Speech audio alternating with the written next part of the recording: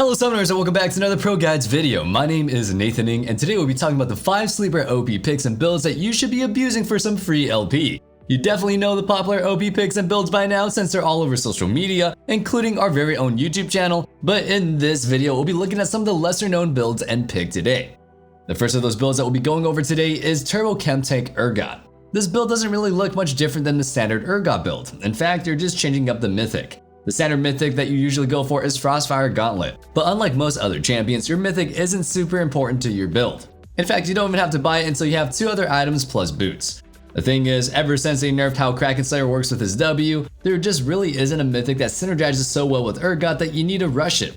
He gets a lot more value out of the Wave Clip from Titanic Hydra and Armor Shred from Cleaver. Frostfire has always just been the mythic you settle on just cause it fits so nicely into his build. It gives you some nice beefy stats, while the passive helps stick to targets while you shred them. Thinking about this is what led the analyst here at ProGuides to consider Chem Tank on Ergot. Both items have the same stats, so there's no trade-off here. For the mythic passives, you're losing out on 50 HP per item, but gaining 5 ability haste, which I think is kind of nice. Then there's the damage passives. Gauntlet's Immolate passive does very low damage steadily over time, while Chem Tank's Refuel does a burst of damage every time you reach 100 stacks. Refuel gains stats every single time you deal damage, as well as when you move around. This synergizes perfectly with Ergot's W, since you're both dealing a lot of instances of damage while constantly just strafing around your target. Then the last thing that we've got to compare is the slow on Gauntlet versus the speed up on Chem Tank. For me, this one is quite easy. I can see why Frostfire has got some appeal to it. After all, you get pretty massive. So let's just say that you keep targets slowed so they can't escape you. But what if you can't reach them in the first place? You just end up being kited to death. And that's where Chem Tank's active comes in. It lets you run down a target, land an E on them, and then send them to their death using your meat grinder. Alright, now that you're sold on the build, here it is in full. For your runes, run press the attack, Triumph, Tenacity, Last Stand, Conditioning, and Overgrowth, with the stat runes being double Adaptive Force and Armor or Magic Resistance. For your items are the Doran's Blade and then builds into Titanic Hydra, Merc Treads or Steel Caps, and Black Cleaver. Once that's done, you'll pick up your Turbo Chem Tank and then go for whatever situational items that you need for the game. If you prefer to be tankier, options like Thornmail, Force of Nature, and Stone Plate are good. If you want to get some more offensive stats, go for Death's Dance and Sterex Gauge. Part of what makes sleeper OP picks so successful is the fact that nobody plays them. Objectively speaking, they may not be better than or even as good as the most popular picks, but when your opponents don't really know how to play against them, you get that extra edge in the fight. But that alone isn't quite enough to win you all of your solo queue games. You also need to have the skills to get those early leads and know how to use those leads to win your game. And that's exactly what we try to teach you at ProGuides.com. Our top tier coaches over at ProGuides.com can really help you figure out exactly what you need to work on. They're available 24/7, so it's never really a bad time to come try one out. I promise, there's at least one that specializes in exactly what you're looking for. These guys have spent years reaching the top of the ladder, so why wouldn't you want to steal all their solo queue tips and tricks? And there's no better time than now to sign up, because we're running a pretty sweet deal. Use the discount code WINTER when you check out for 20% off your sub. Anyway, let's get back on topic, shall we? Ergot isn't the only champion that we have abusing Chem Tank. Akali is on the hype train as well. You may be thinking, okay, it kinda made sense on Ergot. He already built a tank mythic anyway, but Akali? She's an assassin. She's supposed to be a glass cannon to blow people up. I get where you're coming from, but you don't have to look back that far to see why that thought process is wrong. Only a few patches ago, the game was completely dominated by assassins building like bruisers and still being an absolute nightmare to deal with. Kiana could build Gore Drinker, Serax, and Death's Dance, making her basically an off tank, but still have enough burst to insta-gib an ADC that got too close. So why Chem Tank Akali? Well, Akali already does a lot of damage. You don't need the extra stats from Rocket Belt or Riftmaker to blow up a squishy target. But what Akali does lack is tankiness. Akali may be a one-shotting nightmare for ADCs, but she's prone to being melted pretty fast herself. Her stealth can sometimes help with this a bit, but if there's anyone that can reveal her on the enemy team, navigating teamfights can feel impossible. So getting the tank stats from Chem Tank helps prevent you from being blown up right away in fights. The active gives you a little bit of extra help reaching squishy backliners, with the slow making it super easy to land your E after you ult onto your target.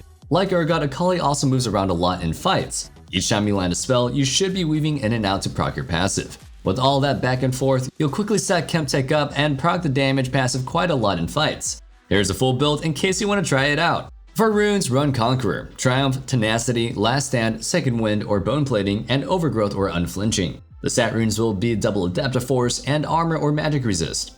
For your items, you'll start with the Doran's Ring, and then start building towards your Turbo Chem Tank. After that, grab your Sorcerer's Shoes and Demonic Embrace. Your next item should be Shadow Flame, but if you need Zanyas, that's okay too. Your last two items can either be a Rabadon's and Void Staff for maximum damage, or you can just look for some tankier items like Banshees and Morellonomicon.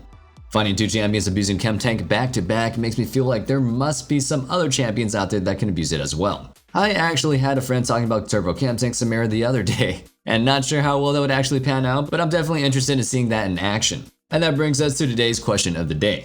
What other champions do you think should be abusing Chem Tank right now? Let us know what you guys think in the comments down below. Can't wait to see what creative answers you guys come up with. Now without further ado, let's get back on topic.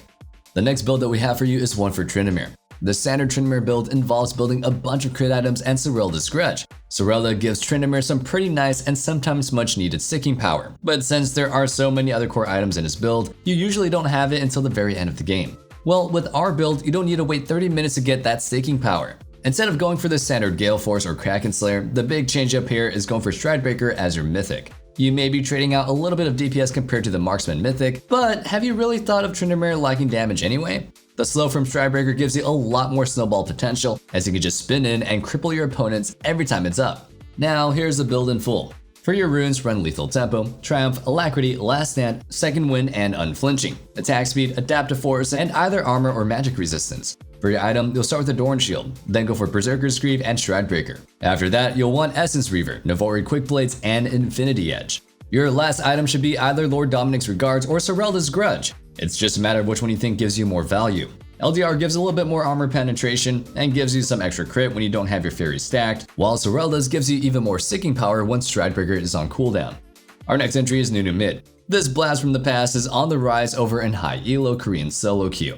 In Diamond Plus games over there, more than 1/4 of all Nunus being played are rolling it down mid rather than the jungle, and unlike me, my acting career, it's pretty damn successful, with just over a 53% win rate. Nunu's ability to completely neutralize any mid lane is second to none. You just roll in with a big old snowball, instantly clearing the caster minions and bringing the melee solo that you can just finish them off with an E. Your opponents can't hope to match your wave clear, and any trading they go for is just totally futile, since you'll be maxing Q and you'll just heal up any damage that they do to you in an instant. With uncontestable lane priority, you're free to perma-roam to either help your jungler or just go gank side lanes on repeat. Putting so much pressure on the map makes it impossible for the enemy team to do anything in any of their lanes. They either hug their turrets or risk being rolled over. Now here's a build that you'll want for Nunu Mid. For your runes, run Dark Harvest, Cheap Shot, Eyeball, Relentless Hunter, Nimbus Cloak, and Celerity, with the stat runes being double Adaptive Force and armor or magic resistance. For your items, start with Doran's Ring, and on an early recall, pick up Dark Seal and Tier 1 boots. Then build into Everfrost and upgrade to Sorcerer's Shoes and Magi's. Your next item will be Shadow Flame, which you'll follow up with Void Staff and Rabadon's Death Cap. Finishing off our list, we have Brand as a bot lane carry. Brand's original intended role was that of a mid laner, but he's never really fit well in that lane. He's just kind of in an awkward spot. He's just way too short range to punish other mages, and he kind of struggles against assassins, since they can usually just blow him up before he can get off his combo. So he's pretty much always just been relegated to the support position. Historically, he's been pretty solid there, but lately he's just kind of a flop there as well. Other mage supports simply do what he does better and more consistently. But not all hope is lost. Brand as a bot lane carry is absolute fire right now. He checks off all the boxes. He has good wave clear, so you can go ahead and constantly pressure the enemy bot lane under their turret. He also has really obnoxious poke, but he isn't just limited to that playstyle. Once you have his ultimate, you're more than capable of fighting all lanes to the death. Even against super aggressive lanes, you'll usually trade back at least one kill. Now let's take a look at the full build that you're gonna want. For your runes, run Dark Harvest, Taste of Blood, Eyeball Collection, Ultimate Hunter, Presence of Mind, and either Coup de Grace or Cut Down, with the stat runes being double Adaptive Force and armor. For your items, you'll be starting with the Doran's Ring and then build into Leandri's Anguish and Sorcerer's Shoes. After that, go for Demonic Embrace and then go for either Shadow Flame or Zanya's. Brand gets a lot of value out of Magic Pen, so Shadow Flame is definitely the preferred item if you don't absolutely need the stasis. After that, go for Void Staff and Rabadon's. And that wraps things up for our sleeper builds that you're missing out on for patch 12.2. Hope you guys enjoyed the video, and if you did, make sure you sub so you never miss out on our meta guides and you're always in the loop on what the best picks are. Remember, let us know what other champions should be abusing Chem Tank down in the comments below. Oh yeah, one last thing, don't forget to check out our Discord in the description box, or you can go ahead and discuss League further, or just hang out and be part of the community. I can't wait to see you guys back in the next video, but until then, stay safe, stay healthy, and have a wonderful day. Peace.